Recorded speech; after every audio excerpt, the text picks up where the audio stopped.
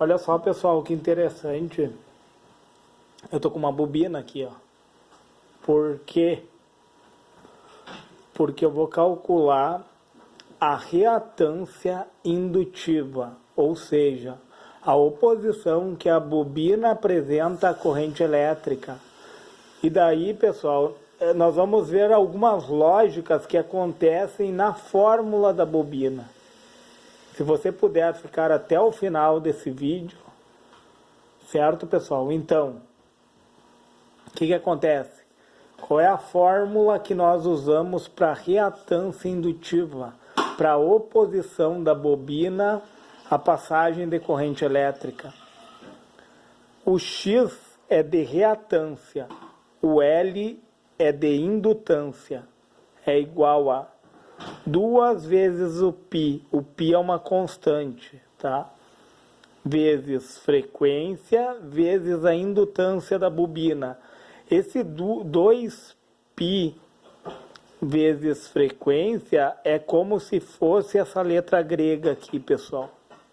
Em alguns livros você vai encontrar essa letra grega aqui representando a constante e a frequência, certo? Então, eu vou fazer o meu circuito elétrico aqui, só que com uma frequência dobrada, pessoal. Ó.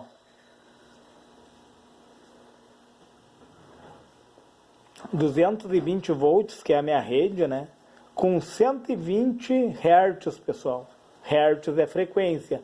As duas unidades estão na unidade fundamental. E eu vou colocar a bobina... para fins didáticos, certo, pessoal? Eu vou botar ela na unidade fundamental para facilitar o cálculo. Eu vou botar essa bobina aqui com 1 Henry, que é muito, pessoal, uma grandeza muito grande.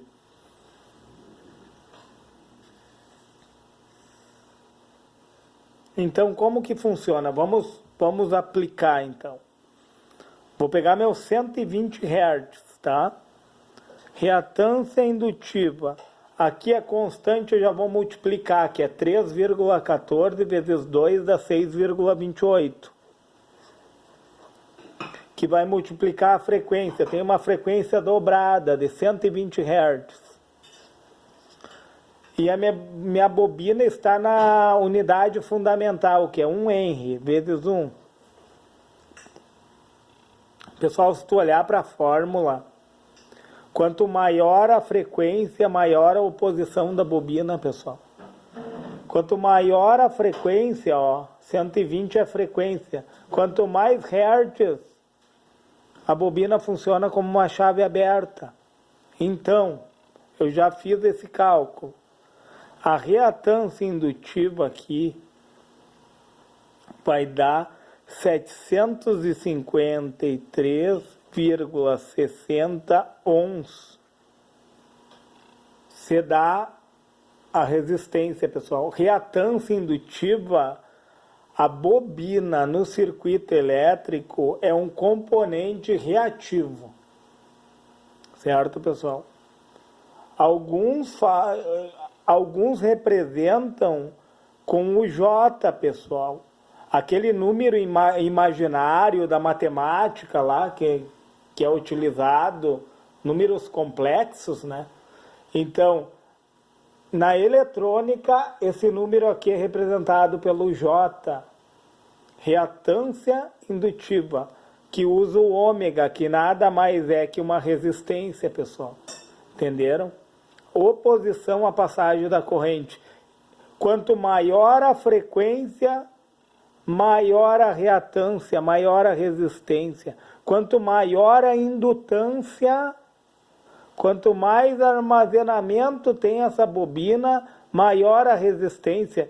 E esse armazenamento, 1 Henry, é muita coisa, pessoal, é muita coisa.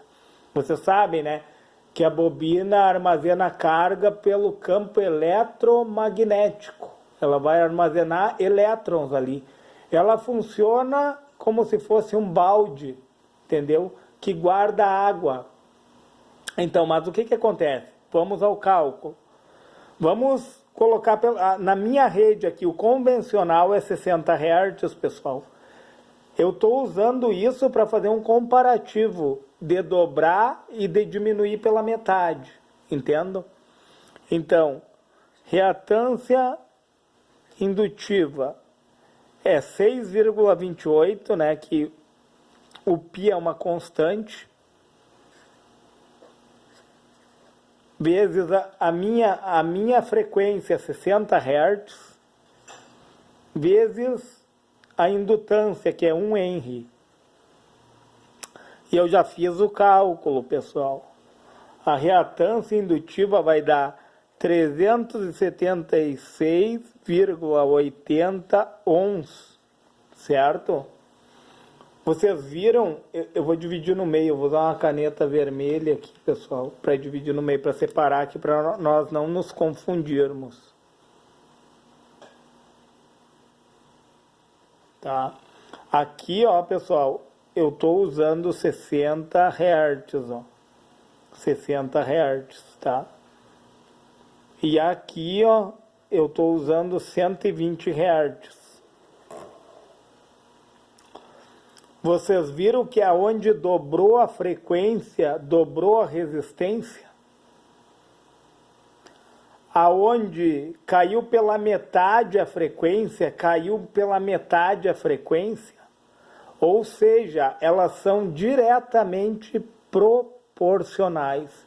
Agora vamos ver em relação à corrente. Como que eu acho a corrente, pessoal? Corrente é a minha tensão, os meus 220 volts, que é comum aos dois, né? 220 volts, certo? Dividido seria pela resistência, mas aqui no caso eu tenho a reatância indutiva, dividido pela reatância indutiva. Vamos pegar primeiro a de 60 Hz. A de 60 Hz, pessoal, é 376,80. Eu fiz um cálculo aproximado, ó, pessoal. Eu estou botando o tio aqui porque é aproximado, certo? Não é o cálculo real, é aproximado. 220 dividido por 376,80 vai dar 0,58 ampere, certo, pessoal? Para quem eu estou fazendo esse cálculo para os 60 Hz aqui, ó, pessoal. 60 Hz eu achei esse valor aqui, ó. Até eu vou ligar um no outro para nós sabermos, tá? Agora vamos fazer o do 120. Corrente elétrica é a tensão, que é comum aos dois, 220, dividido por quem? Pela minha reatância indutiva. Qual é a minha reatância indutiva para 120? 753,60. Que vai dar quanto? Pessoal, se vocês olharem aqui, ó, caiu pela metade, é aproximado, certo? Aproximado vai dar 0,29 ampere. Para 120 deu 0. Então, o que nós concluímos com isso? Olha só, vamos usar a de lógica. Se aumentou a minha frequência, vocês viram que a corrente caiu pela metade, aonde aumentou a frequência, onde a frequência é 120, a corrente é 0,29 ampere. Passando para miliampere, né? Passando para miliampere vai dar 290 miliampere, pessoal. Anda uma vírgula, outra e coloca um zerinho ali, ó. Porque tu multiplica por 10 na 3. Entendeu? Vai dar ou 290 miliampere. E aqui, ó, é 580 miliampere. Só para nós sabermos. Então, o que acontece, pessoal? Aonde eu tinha os 60 Hz, a minha corrente foi o dobro do que da onde eu tinha os 120 Hz, a minha corrente caiu pela metade. O que eu concluo com isso? Quanto maior a frequência, pessoal, quanto maior a frequência, maior vai ser a resistência, pessoal.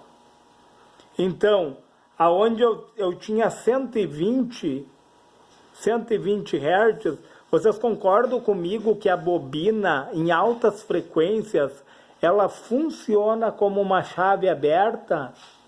Então, o que eu concluo com isso? Aonde eu tinha 120 Hz, vocês concordam comigo que havia uma maior oposição à corrente elétrica? Ó, como aumentou a frequência, aumentou a reatância indutiva, aumentou a resistência. Aonde diminuiu a frequência, onde a frequência caiu pela metade, diminuiu a minha reatância indutiva, aumentou a minha corrente elétrica. Então, corrente e frequência são inversamente proporcionais. Aonde a frequência diminuiu, aumentou a corrente elétrica. Aonde a frequência aumentou, diminuiu a corrente elétrica. Que interessante isso, né, pessoal? Saber que a bobina em altas frequências vai funcionar como um balde, como uma chave aberta. Por isso que a bobina elimina quem? As EMI que vem do circuito ali, ó. As interferências eletromagnéticas que vêm pelo fase e pelo neutro. A bobina vai se opor, funcionando como o quê? Como uma chave aberta, pessoal. Eu não vou me alongar mais nesse vídeo, pessoal. Se você achou interessante esse vídeo, se você puder, se inscreve no meu canal. Se você puder, deixa o seu joinha nesse vídeo. E se você puder, compartilhe esse vídeo.